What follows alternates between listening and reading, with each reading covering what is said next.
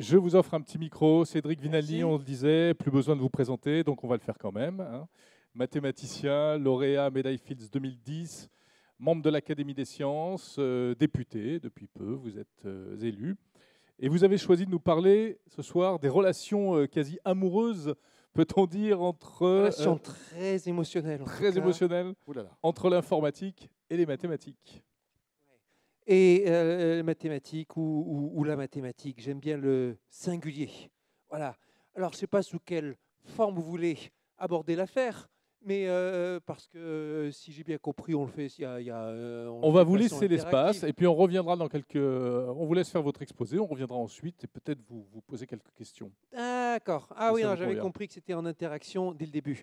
Alors, quelques remarques qu'on va faire sur mathématiques. Je m'assois, je reste debout. C'est vous qui dictez la chorégraphie, hein, mes Cédric, amis. c'est comme vous voulez. La Vous scène êtes, est à vous êtes vous. l'aise Si comment vous souhaitez Bon. rester debout, c'est peut-être l'idéal, c'est Ici, peut-être le ici mieux. ça va être, C'est bien, ça là. va être très bien comme ça. Voilà, nous on Alors, disparaît. Première remarque, entre mathématiques et informatique, on a un aller-retour d'une discipline à l'autre, on a des liens qui vont dans l'une dans un sens comme dans l'autre, et au fur et à mesure de l'histoire, on voit que ça se spécialise, ça se reconverge, ça dépend des moments, et ça on le sait bien. Quand on se demande qui est le père fondateur de l'informatique, qui sont les parents fondateurs de l'informatique, en fonction de jusqu'où on veut faire remonter, on va faire intervenir soit les géants du milieu du XXe siècle, je veux dire les Turing, von Neumann, Shannon, Wiener, soit encore avant les gens comme Church, soit encore avant les gens comme Ada de Lovelace, Babbage et tout ça, soit encore très longtemps avant les premiers algorithmes, les Al-Khwarizmi et tout ce que vous voulez. Et en un sens, c'est tout ça à la fois. Parce que comme on le sait bien, quand on se met à faire un cours d'informatique, informatique, c'est pas seulement le fait de travailler sur des machines, c'est juste le simple fait de se demander comment calculer les choses explicitement, avec quelle complexité, avec quelle efficacité ça se fait. Et quand on fait des analyses d'algorithmes, une des premières choses qu'on regarde, par exemple, dans les cours, c'est quand je veux calculer un truc tel que racine carrée de 2, il y a la définition mathématique qui dit c'est un nombre dont le carré est égal à 2, et il y a le problème algorithmique, comment on fait le calcul en pratique. Et selon que vous faites le calcul de façon maligne ou de façon naïve, ça vous prend un temps considérable ou c'est extrêmement efficace. Et donc, on voit là déjà qu'il y avait une réflexion de type informatique, de type algorithmique dans ce genre de questionnement. On aime bien appeler méthode babylonienne la méthode d'extraction rapide des racines carrées qu'on utilise encore aujourd'hui dans nos ordinateurs, dans certains de nos systèmes ordinateurs. Et cette méthode algorithmique, on l'appelle babylonienne parce qu'on soupçonne que les mathématiciens babyloniens, il y a un certain nombre de millénaires, savaient déjà l'utiliser. On est certain que, en tout cas, c'était employé il y a 3000 ans, quelque chose comme ça, dans diverses parties du monde. Et on a là déjà une réflexion qui est de type, comme on dirait maintenant, informatique, en tout cas algorithmique, qui est très claire. Maintenant, quand on regarde au niveau des différentes disciplines, comment est-ce que les choses vont se brancher, on voit qu'il y a des moments où on a besoin de séparer de façon claire une discipline de l'autre et qu'à un moment apparaît la notion d'un informaticien qui n'est pas forcément un mathématicien et qu'à d'autres moments, on s'occupe de faire converger les différents concepts. Et l'une des particularités d'INRIA comme on sait, c'est de ne pas chercher à distinguer parmi les directeurs de recherche entre qui est matheux, qui est informaticien, alors que dans d'autres établissements, on va essayer de faire la distinction très clairement. Aujourd'hui, dans notre système d'éducation, ça reste un débat de temps en temps qui est tranché, mais pas vraiment. Aujourd'hui, pas encore vraiment tranché par l'éducation nationale, de savoir qui doit faire un cours d'informatique. Est-ce que c'est quelque chose qui est à intégrer dans un cours de mathématiques ou est-ce que c'est quelque chose qui est à intégrer dans un cours de technologie ou est-ce que c'est quelque chose qui doit être séparé du cours de mathématiques, dispensé à part et vous avez de part et d'autre des arguments solides pour dire qu'il vaut mieux le faire comme ceci ou comme cela. Et quels que soient les arguments, en plus, après, vous vous heurtez aux réalités du terrain, qui est de savoir où est-ce qu'il y a la compétence chez les enseignants actuels et futurs pour enseigner mathématiques, informatique. Une bonne partie de la motivation mathématique au départ, la motivation de l'informatique, c'est pour calculer et résoudre des problèmes mathématiques. Quand vous regardez les trajectoires de gens comme Turing ou Shannon, vous voyez qu'il y a un point commun dans leur biographie, c'est que l'un et l'autre, ils se passionnent pour le problème de la résolution des équations différentielles. Les équations différentielles, ça a fait partie de la grande révolution scientifique du XVIIe siècle, et puis ça continue, XVIIIe siècle, XIXe siècle, et arrive le moment où on atteint les limites de ce qu'on peut obtenir de façon théorique, et il faut arriver à faire le calcul de façon assez précise et efficace. Il y a eu à une époque tout un savoir-faire sur le fait de résoudre approximativement à la main telle et telle équation, mais c'est seulement quand arrive le développement informatique moderne, électronique, qu'on arrive à se lancer dans une vraie, qu'on arrive à les visualiser, qu'on arrive à les étudier vraiment. Turing était fasciné par le problème de résolution des équations différentielles et Shannon était fasciné aussi par ce même problème. Son directeur de thèse, c'était toute sa vie, mettre en place des bons systèmes électroniques pour calculer des équations différentielles. Je rappelle aussi, vous savez ça mieux que moi, qu'au début, dans INRIA, une motivation très importante, plan de calcul, c'est de mettre en place des outils qui permettaient de calculer de façon efficace des solutions d'équations différentielles et d'équations à dérivées partielles. Et puis après, on voit que petit à petit, ou assez tôt d'ailleurs, l'informatique s'enrichit d'autres motivations et de motivations qui viennent d'autres branches mathématiques, algèbre, et comprendre quelle est la bonne façon de programmer, étudier les langages en tant que tels, développer les systèmes formels, théorie même de la preuve, et là aussi des motivations qui peuvent venir de mathématiques mais qui sont complètement différentes de celles de calculer une équation différentielle, mais qui va être par exemple de vérifier une preuve. Notre regretté collègue Vladimir Voïvodski racontait comment il en était venu à s'intéresser à l'informatique théorique, en passant par une motivation purement mathématique, et mathématique parmi celles les plus fondamentales, les plus théoriques qui aient jamais été faites par les êtres humains. Et il s'est posé la question le jour où il s'est rendu compte que, avec deux raisonnements radicalement différents, il arrivait à prouver deux théorèmes qui étaient opposés l'un de l'autre. Enfin, les conclusions étaient en contradiction. Évidemment, il y avait une faute quelque part. Voïvodski était un grand expert, médaillé Fields, et on ne pouvait pas trouver de meilleur expert que lui sur son domaine. Il a passé des mois à essayer de trouver laquelle de ces deux démonstrations était fausse. Vous me direz peut-être les deux étaient fausses, c'est possible aussi. Et finalement, il s'est convaincu que pour se sortir de ces démonstrations gigantesques vers lesquelles a évolué la science mathématique, il allait falloir, à un moment ou à un autre, automatiser ça et se résoudre pour des preuves très complexes, à les mettre en forme de façon axiomatisée, extrêmement précise, normalisée, pour que ce soit vérifiable par un algorithme. Et c'est là qu'on a fait la jonction avec d'autres projets, comme celui de notre collègue Georges Gontier, comme celui de Tom Hales sur les vérifications automatiques de démonstration.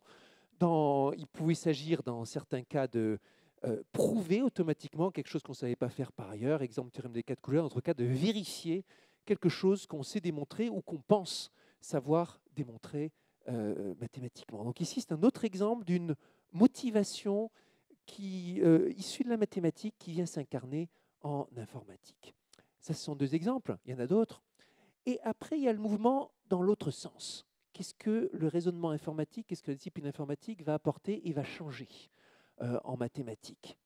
Et est-ce qu'il va y avoir de nouveaux domaines qui vont se mettre en place, des nouveaux domaines qui se mettent en place comme ça?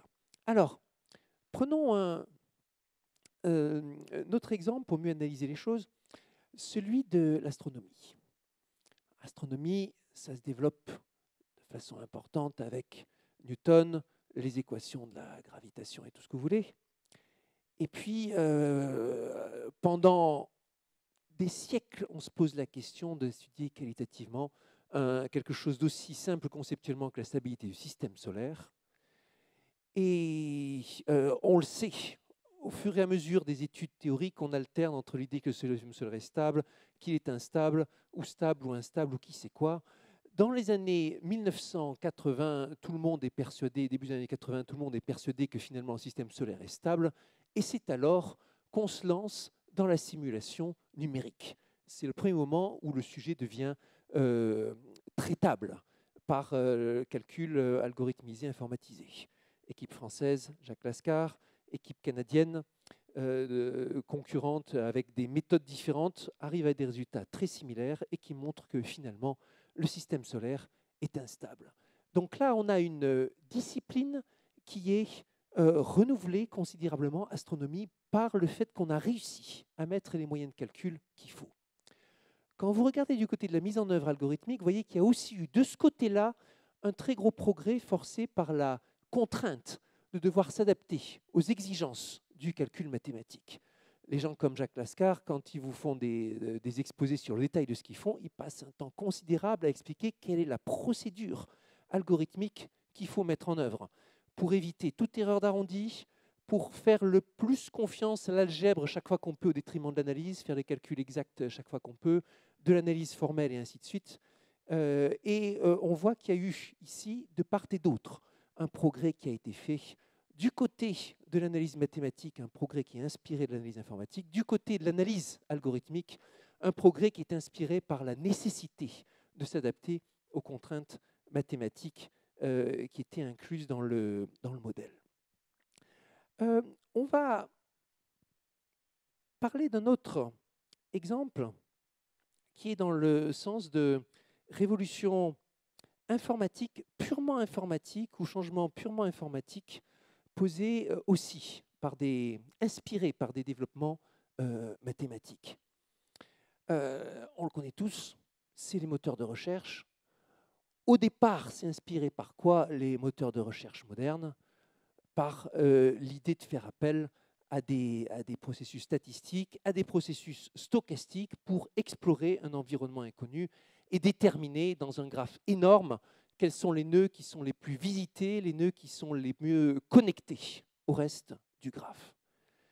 Et d'une théorie qui était purement mathématique, inspirée par la physique statistique, on est arrivé à un bouleversement du côté informatique.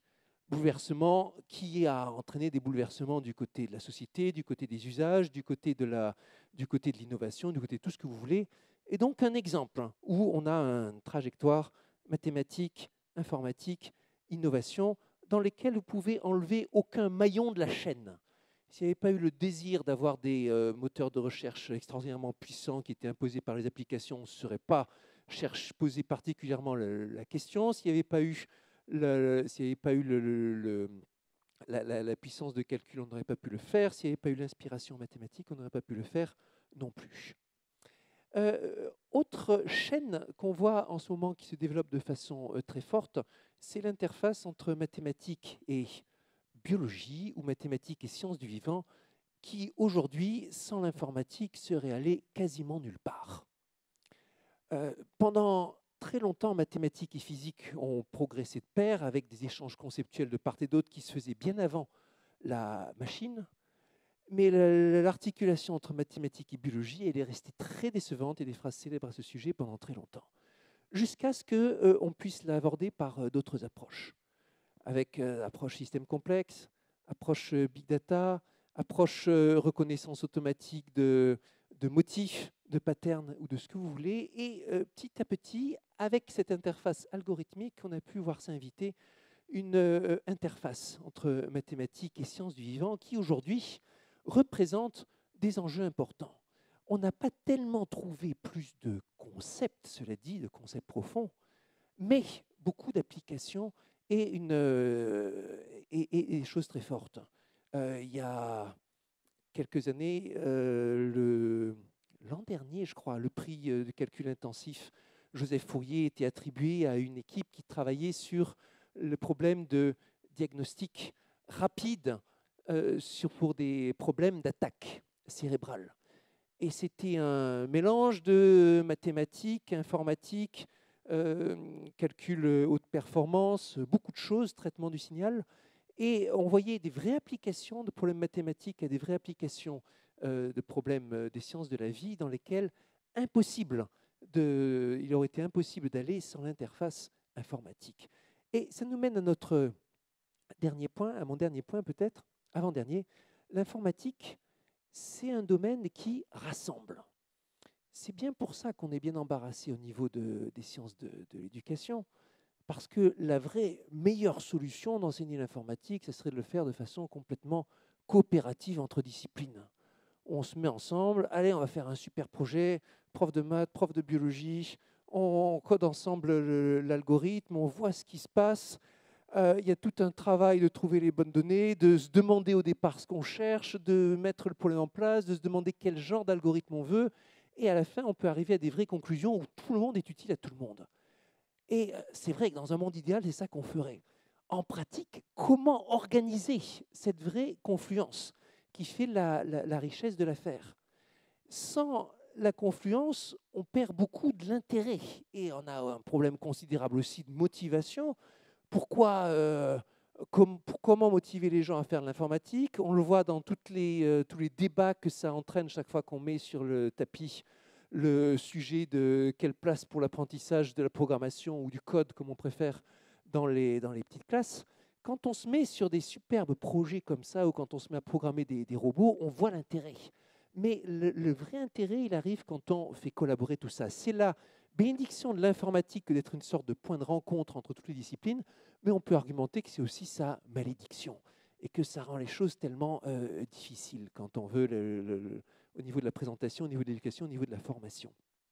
Mon dernier point, c'est par rapport au statut entre mathématiques au sens théorie, concept, compréhension, et informatique au sens algorithme qui donne des résultats. Il y a quelques jours, j'avais une conversation sur ce sujet aussi, en me disant pour préparer les 50 ans d'INRIA avec notre collègue Bernard Chazelle à Princeton, qui est vraiment, selon la façon dont on prend les choses, il est mathématicien ou informaticien. Et il disait la relation entre mathématiques et informatique, historiquement, a surtout été opportuniste. Les matheux avaient des problèmes à résoudre et l'informatique est arrivée.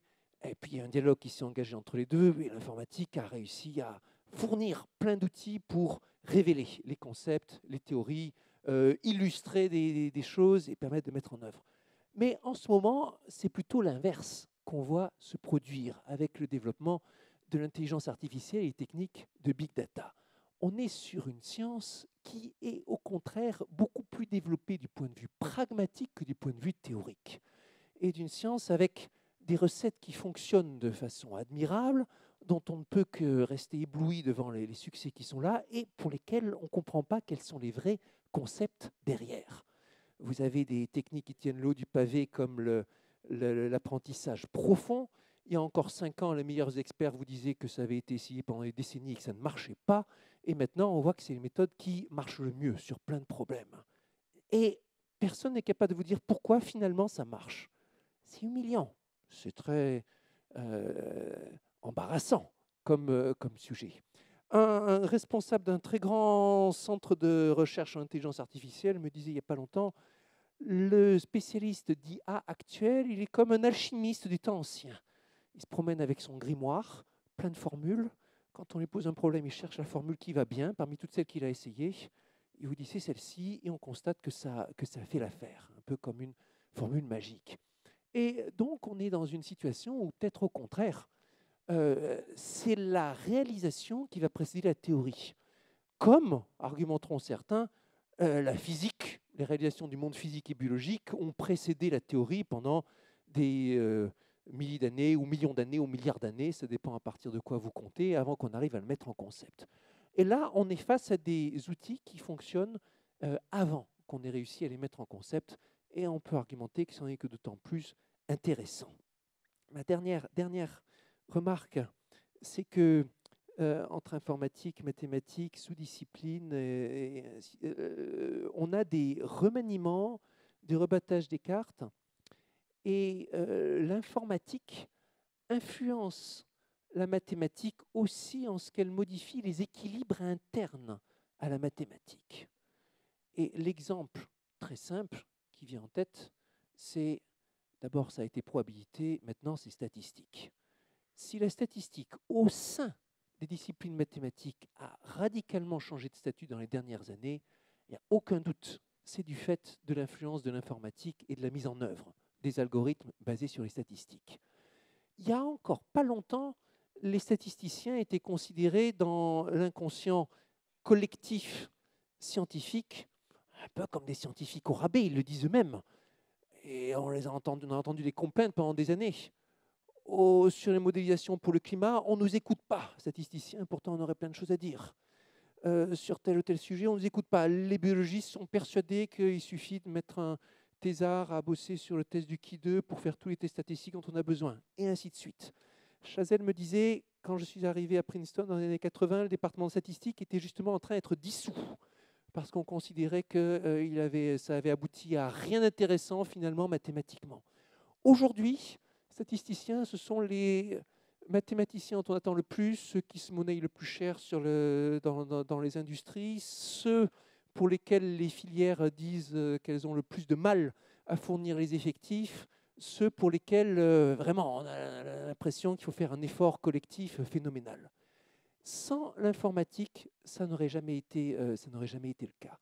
Et donc il y a dans cette relation très forte mathématique-informatique aussi un rebattage des cartes au sein de la discipline mathématique qui est liée à l'informatique. Qui, soit dit en passant, concerne aussi le style qu'on utilise pour écrire des articles mathématiques, le style de preuve mathématique qu'on utilise, et c'est une relation qui est appelée à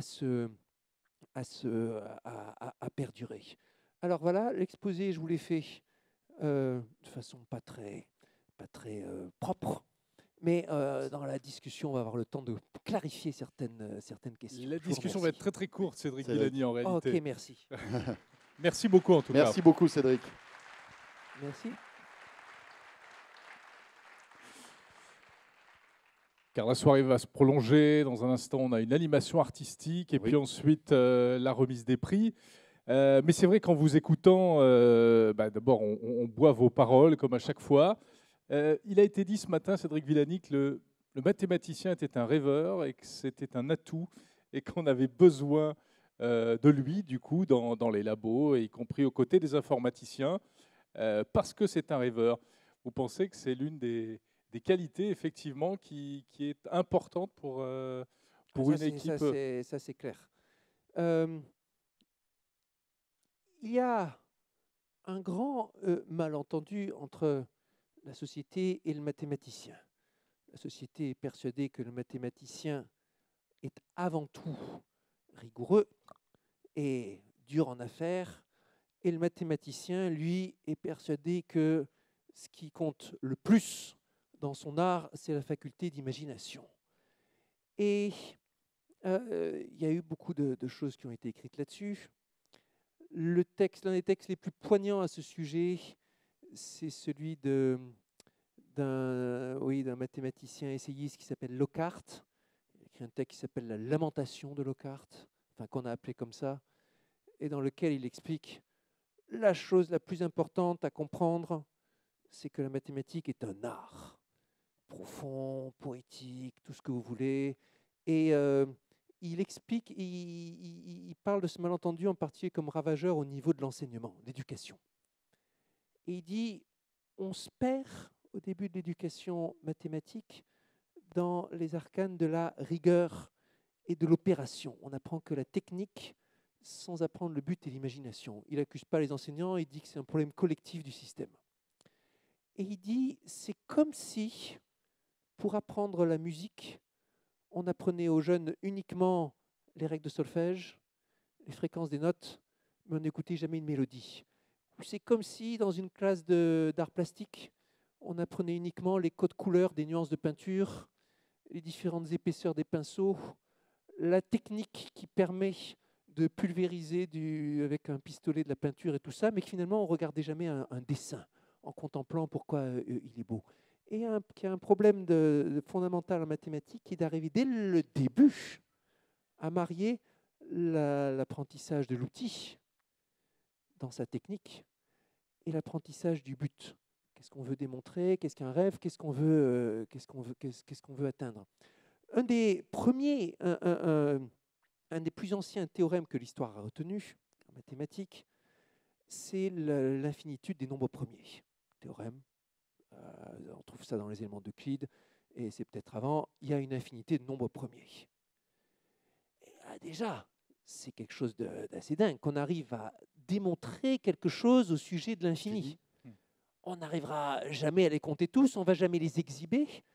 Et ça veut dire déjà là qu'il y a une façon de raisonner qui permet d'avoir des indications, des certitudes sur des nombres que jamais aucun humain n'ira écrire explicitement. C'est assez dingue quand même. Ça participe déjà, rien que cet énoncé, du rêve du mathématicien. L'idée qu'on va pouvoir, donc là en l'occurrence, apprivoiser les nombres dans leur infinitude et dans leur diversité avec notre seule arme, un raisonnement logique et conceptuel. Merci. Très bien. Merci beaucoup. La mathématique est un art. Et comme le code, c'est la loi, l'art, la loi, c'est un beau mélange. Merci beaucoup, Merci Cédric. Merci beaucoup.